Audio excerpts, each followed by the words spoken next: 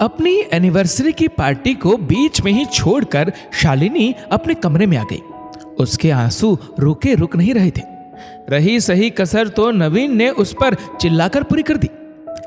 नवीन शालिनी से कहने लगा कि तुम भी छोटी छोटी बातों को दिल से लगा लेती हो। इतनी पढ़ी लिखी और समझदार होकर भी ऐसी हरकत कर रही हो। मुझे तुमसे ये उम्मीद नहीं थी। अब शालिनी नवीन को कैसे समझाए कि जिस पर बीती है वही जानता है। शालिनी एक संस्कारी बहू और एक समझदार पत्नी थी। जब से शादी हुई तब से सभी को अपना मानकर सबकी सेवा शुश्रूषा में लगी हुई थी। लेकिन जब पानी सिर के ऊपर से निकल जाता है तो अच्छे अच्छों की सहनशीलता टूट जाती है। शादी के 20 साल होने के बाद भी घर में वो अपना कोई वजूद नहीं बना पाई थी। कभी पत्नी, कभी बहू, कभी माँ, कभी भाभी, इन रिश्तों के बीच में ही उसकी दुनिया सिमट गई थी। वह भी इन सब के बीच में ही खुश रहना सीख गई थी। आज वर्षों बाद उसने पहली बार अपने मन का कुछ करना चाहा और अपनी 20वीं एनिवर्सरी सेलिब्रेशन का प्रोग्राम बनाया। घर पर उसी की पार्टी चल रही थी। इस पार्टी में उसके और नवीन के कुछ दोस्त और नवीन के चाचा चाची और बहनों को ही बुलाया था। नवीन के मम्मी पापा का देहांत जब वो सिर्फ 5 साल का था तब हो गया था। उसकी बुआ जो कि विधवा थी वो अपने भाई भाभी के पास ही रहती थी। उन्होंने नवीन और उसकी दोनों बहनों को पाला पोसा। कभी भी माँ बाप की कमी महसूस नहीं होने दी। बच्चे भी अपनी बुआ को माँ से बढ़कर मानते थे। उम्र बढ़ने के साथ साथ बुआ जी की तबीयत ठीक नहीं रहती थी। उन्हें हाई ब्लड प्रेशर और हाई शुगर की प्रॉब्लम थी। शालिनी अपनी बुआ सास को अपने सास की तरह ही मान सम्मान और प्रेम देती थी। उनके नाश्ता, खाना और दवाई सभी का ध्यान रखती थी। समय समय पर दवाई खुद दिया करती थी। लेकिन उनकी ननंदे हमेशा यही ताना देती थी कि तुम बुआ जी का ठीक से ध्यान नहीं रखती, उनके खाने पीने में लापरवाही बरतती हो। देखो जरा उनको, बुआ जी कितनी कमजोर हो रही है। मगर हकीकत इसके उल्टी थी। शालिनी ने शादी के बाद बुआ जी को अकेलापन महसूस ना हो इसका पूरा ध्यान रखा था। मायके तो कभी किसी फंक्शन में ही जाती थी और फिर वापस आ जाती। फिर रिश्तेदार के घर जहां भी जाती है बुआ जी को साथ लेकर ही जाती थी। यहां तक कि शालिनी ने कभी भी कामवाली का सहारा नहीं लिया, क्योंकि बुआ जी को कामवाली के हाथ का काम और खाना पसंद नहीं आता था। इसीलिए शालिनी घर के सारे काम खुद ही करती थी। आज उसकी 20वीं एनिवर्सरी थी। अपने घर सभी को इस मौके पर बुला लिया, लेकिन उसे कहां पता था कि खुशी मनाने की उसे ये कीमत चुकानी पड़ेगी। शालिनी अपने काम में कुछ ज्यादा ही व्यस्त हो गई।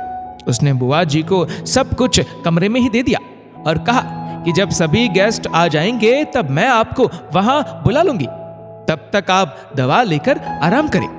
उसने बुआ जी से खाना खाने का पूछा तो बुआ जी ने मना कर दिया और बोली, बाद में सबके साथ खा लूंगी। थोड़ी देर में मेहमान आने शुरू हो गए। शालिनी ने बुआ जी को भी हॉल में ही बुला लिया। तभी बड़ी ननंद कहने लगी कि बुआ जी, आपकी तबीयत कुछ ठीक नहीं लग रही, कहीं शुगर तो नहीं बढ़ गई? बुआ जी बोली, हाँ बेटा, अभी शाम से ही थोड़ी सुस्ती लग रही है। तभी बड़ी ननंद शालिनी को खरी खोटी सुनाने लगी और बोली, पहले बुआ जी को देख लो फिर पार्टी कर लेना। वो सब सुनकर शालिनी को बहुत गुस्सा आया और वह बोली, दीदी, इतने सालों में पहली बार मैंने आज कुछ अपने मन का कर लिया तो क्या गुनाह कर दिया? मैंने हमेशा बुआ जी को अपनी माँ से बढ़कर माना है और इनका पूरा ध्यान भी रखा है। बस इसी बात पर दोनों में बहस शुरू हुई। उसकी चाची सास ने भी ननंद को समझाया कि मैं तो यहीं पास में रहती हूँ, शालिनी के घर आना जाना लगा रहता है। शालिनी हमेशा अपने घर और घर के काम में ही व्यस्त रहती है। वो अपनी जिम्मेदारियों को बखूबी निभा रही है। और तो और वो तुम्हारी बुआ जी को इतनी अच्छे से रखती है कि बुआ जी हमारे पास भी आकर नहीं रहती। लेकिन बड़ी ननंद उस समय कुछ सुनने को और समझने को तैयार ही नहीं थी। जैसे उसने सोच ही रखा था कि शालिनी को सबके सामने नीचा दिखाना है। कुछ देर तक तो शालिनी ने सहन किया, और मगर जब उससे बर्दाश्त नहीं हुआ तो वह बिना कुछ बोले अपने कमरे में चली गई। जैसे ही नवीन ने भी शालिनी को सुनाया तो फिर उसकी सहन शक्ति जवाब दी गई और वो कहने लगी, जब कोई गलती नहीं की तो क्यों किसी की भी गलत बात को सही होने दूं? और उसने अपनी बड़ी ननंद से भी कह दिया कि दीदी, यदि आपको ऐसा लगता है कि मैं बुआ जी को ठीक से नहीं रख पा रही हूँ तो आप चाहे तो उन्हें अपने साथ ले जाए या फिर चाचा जी के वहां। उसकी बड़ी ननंद को इस बात का बहुत बुरा लगा कि आज तक चुप रहने वाली शालिनी ने उसे पलट कर जवाब दिया। शालिनी गलत नहीं है ये समझने के बाद नवीन ने अपनी बहन को बहुत समझाया। दीदी, आप गलत समझ रही हो और गलत सोच रही हो। आज पहली बार ऐसा हुआ कि डिनर में थोड़ा सा लेट हो गया, बल्कि शालिनी ने तो बुआ जी से कहा भी था कि आप खाना खा ले, अगर आप ज्यादा देर भूखे रहेंगे तो आपकी शुगर बढ़ जाएगी। पर बुआ जी ने ही मना कर दिया, आप बुआ जी से पूछ ले। इतना सब सुनने के बाद बुआ जी ने सुनैना बड़ी ननंद को डांटते हुए कहा, तुम क्यों बेवजह लड़ाई करवा रही हो? शालिनी मेरा बहुत ध्यान रखती है, मेरी बेटी होती तो शायद वह भी मेरा इतना ध्यान नहीं रख पाती। शालिनी ने तो मुझसे पहले ही खाना खाने के लिए बोला था, पर मैंने ही मना कर दिया था कि आज बड़े दिनों बाद सबके साथ मिलना होगा, तब सभी के साथ खाना खाऊंगी। मुझे क्या मालूम था कि मेरी शुगर बढ़ जाएगी, नहीं तो मैं पहले ही खाना खा लेती। मेरी वजह से मेरी बेटी सी बहू की पार्टी खराब हो गई, लेकिन आज मैं सबके सामने स्वीकार करती हूँ कि शालिनी की जितनी तारीफ की जाए उतनी ही कम है। ऐसी बहुएं किस्मत वालों को ही मिलती है।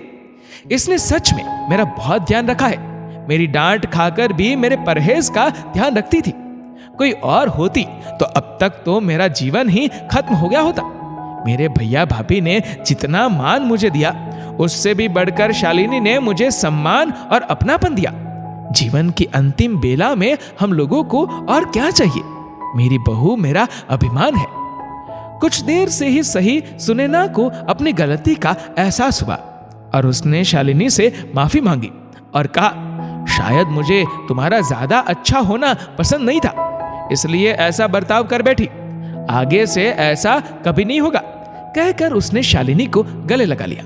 दोस्तों, अक्सर घरों में यह होता है कि बहू चाहे परिवारजनों का कितना ही ख्याल रखे, मगर उसकी कोशिश और उसकी मेहनत को हमेशा नजरअंदाज कर दिया जाता है। कभी वह अपने लिए खुशी के पल ढूंढने की कोशिश करती है तो उसमें भी सबको परेशानी होती है, मगर यदि हम बहू को घर के सदस्य की तरह रखेंगे तो वह भी हमारे परिवार को दिल से अपनाएंगी।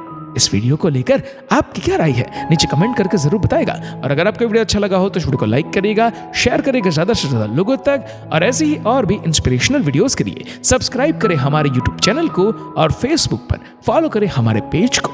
धन्यवाद।